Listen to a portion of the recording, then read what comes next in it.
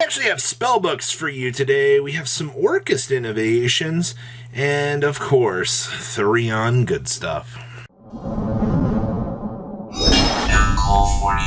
Make sure you guys smash the living crap out of that subscribe button so you guys don't miss out on more awesome content. The power of spellbooks out here. Johnny actually bringing it back home, and I'm not gonna lie, I'm super happy to actually see, something coming out of Triple Spellbook of Judgment actually mattering to the community. And honestly, the fact that, we can have spellbooks actually working right now as a viable idea is kind of cool. Also, the triple upstart goblin that you're seeing here as well for turbo draw power. Deck thinning is deck winning at the end of the day here. And of course, yes, we do see the Dogmatica package actually kind of doing its thing here. Maximus assisting you in getting to win. Actually, if anything, this is just you deploy the Jowgen, and then you can set up the Schism as a secondary lock to your opponent if they manage to break the first half of it, which I think is kind of cool. We're not even playing the High Priestess of Prophecy in here anymore, which, to be fair, isn't even really that good of a card as it is. You kind of see, some key differences from past builds to this. Also, seeing one copy of Spellbook Tower, honestly, I think Secret Village is definitely better, but this is another Spellbook named card as it is. So that does kind of help out for the things that you want to have for what this deck can do. Functionally, outside of that, you're able to turn these bad hands into something else with the card destruction, which is good. Filtering through some of the bad ends up being good. And of course, we do see Crowley, the first Professor, seeing actual value in here too. This is just really cool. I didn't think we would see spellbooks actually returning back to some sort of meta play here or getting the chance to really do anything, but I like what I'm seeing here. Next up here we have Orcust Runic. Okay, well, you want to talk about ideas that you can just mishmash together and actually, I guess, get to work out for you. Sure, but realistically, how many people want to try out the idea of Orcust and this? I don't know, it feels like these two engines wouldn't have a lot of synergy, but to be fair, in modern era, any two monsters is, the legendary full Orcust combo. You're able to go ahead and combine up and then start going down these massive lines and start kind of doing the thing. And remember, we have one harp horde. It'd be cool if we could have access to more.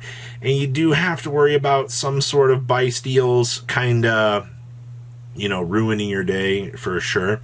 But all of that aside, this build, you also kind of run into the same little thing here that you kind of run into with the generator builds.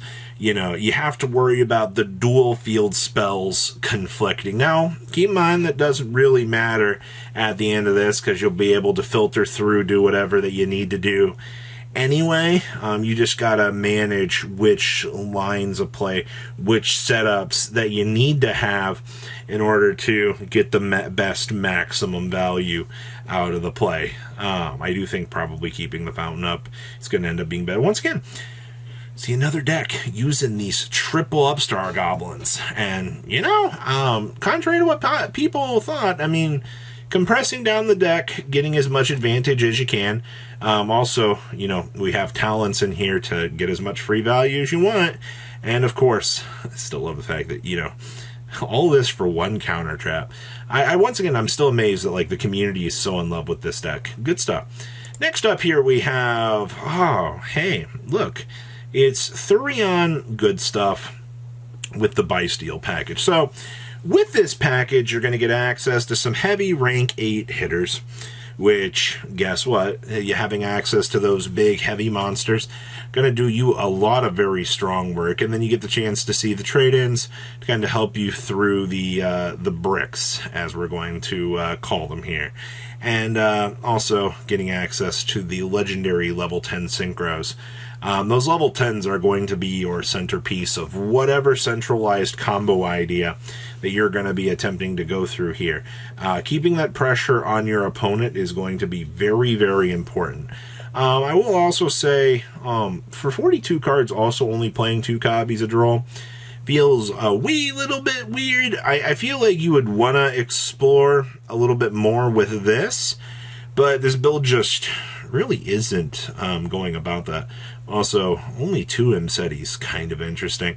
I mean, they are maximizing on the Triple King Sarcophagus, so I mean, at the end of the day, you know, you see this, you're going to get the chance to do your thing. I do see post-side decking, we do play 2 copies of Talents, no Thrust in here. We do play the 1 Foolish Burial. We also do play the 1 copy of the Therion Charge in here. Yeah, you got to love more restrictive cards.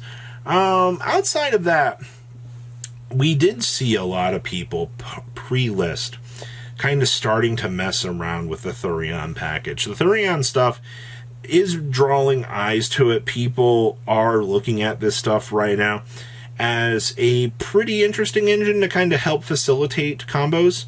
And then, of course, yeah, a lot more, once again, as more eyes kind of turn to these engines because of stupid good cards like this, you know, you got a lot to really consider out of this. All right, next up here, we have Dark World. Now, this is actually really cool to see. I have really genuinely enjoyed just the ideas that we can still mess around with Dark World. Also, Ken and the Genarino. Yeah, this card is, this interaction is so stupid, especially with Dark World, because suddenly, guess what? Now Dark World is the one that's going to be triggering. This build also focusing less on the talent side of things. Granted, you know, the talents value can be a little bit free for this build, but like, you don't really care about it as much. You care more about this package being a facilitator of discarding for your deck, so you can go ahead and get all of your filtering going and so forth.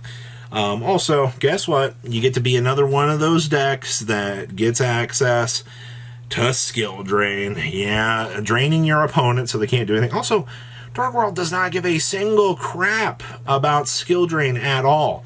All right, all these monsters, yeah, they don't give a crap. The biggest thing here is like, oh, you know, with Gates, oh, I'm big guy. You know, I have big, strong attack points. You know, you're putting that pressure on your opponent, and suddenly your opponent's like, you know, this is turning into a pretty bad situation. Obviously, you know, 3,300 attack point Rainbucks here.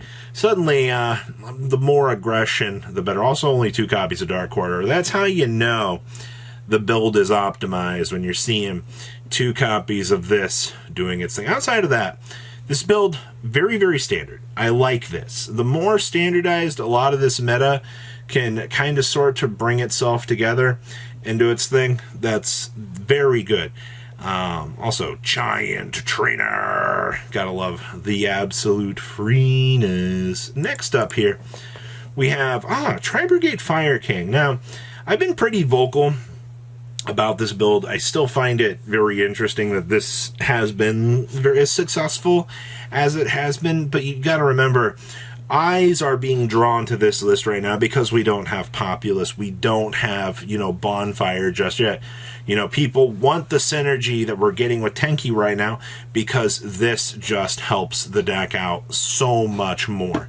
You know, being able to get these free Beast Warrior searches, you know, getting the Fractal to turn on, you know, down the entire combo line, or, you know, just get some value for the Beast Warrior side of things in the Fire Kings. You've got a lot of different pathways to go down here. So, this build, very successful. It has done well. I do think that we will see this continue to do well up until Bonfire's release, especially, you know, as we're heading on into the new year here. People want to have success with this sort of stuff, and I think we will do relatively well with this. But overall, that's what we're seeing start to turn over on the very early success side of things. I like what we're seeing. It's a good showcase of a meta shift.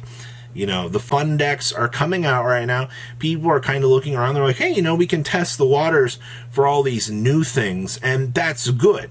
When you get the chance to see the old come back and be exciting, you know, that's where you want to be. So please, comment down below. Tell me what you guys think. I'll see your beautiful faces back here in day, guys. Peace.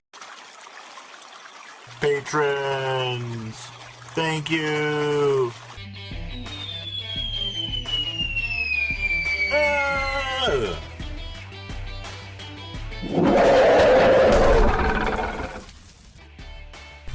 Thank you so much for watching. Check out these other videos.